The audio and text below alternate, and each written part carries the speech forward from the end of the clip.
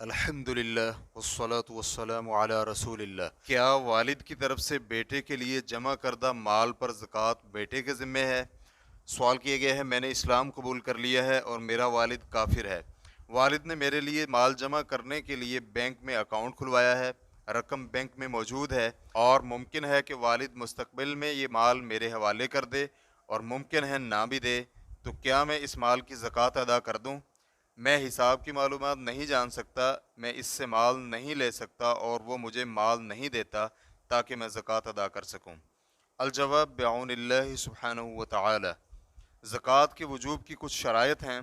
Number 1، آزادی، لہذا غلام پر زکوٰۃ واجب نہیں ہے کیونکہ مال اس کی ملکیت نہیں اور اس کے پاس جو کچھ بھی ہے وہ اس کے مالک کا ہے، تو اس طرح اس مال کی زکوٰۃ مالک کے ذمے ہے۔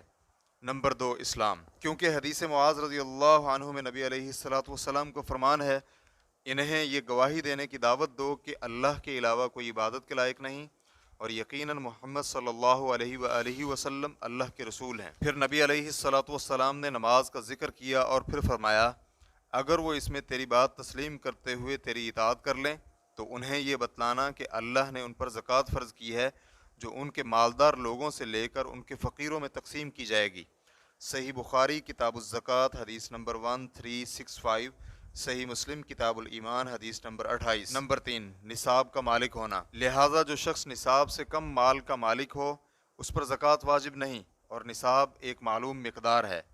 نمبر 4، استقرار ملکیت، یعنی اس کے ساتھ کسی دوسرے کے حق کا تعلق نہ ہو، لہذا جس مال میں ملکیت مستقر نہیں ہوگی اس میں زکوٰۃ نہیں ہے۔ نمبر 5، مال پر سال کا گزرنا، اس کی دلیل سیدہ عائشہ رضی اللہ عنہا کی یہ حدیث ہے، وہ بیان کرتی ہیں کہ میں نے رسول اکرم صلی اللہ علیہ وآلہ وسلم سے سنا، وہ فرما رہے تھے، جب تک مال پر سال نہ گزر جائے اس پر زکوٰۃ نہیں ہے۔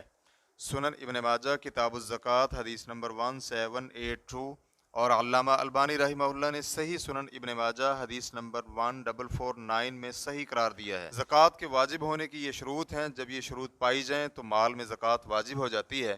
تو اس بنا پر کہا جاتا ہے کہ آپ تو مال کے مالک نہیں، چہ جائے کہ ملکیت کا استقرار ہو، لہٰذا جب آپ مال کے مالک بنیں گے اور اس میں باقی شرائط بھی پائی جائیں تو اس کی زکوٰۃ ادا کریں گے۔ زکوٰۃ کی شروط کی مزید تفصیلات دیکھنے کے لیے شیخ فوزان کی کتاب الملخص الفقہی جلد نمبر 1 صفحہ نمبر 221، اور اسی طرح شیخ ابن عثیمین رحمہ اللہ کی الشرح الممتع جلد نمبر 6 صفحہ نمبر 22 دیکھا جا سکتا ہے۔ فتوی شیخ محمد صالح المنجد، اسلام QA ریکارڈنگز، مؤسسۃ الشیخ محمد صالح المنجد، المملکۃ العربیۃ السعودیہ، فتویٰ نمبر 14401۔ والسلام علیکم ورحمۃ اللہ وبرکاتہ۔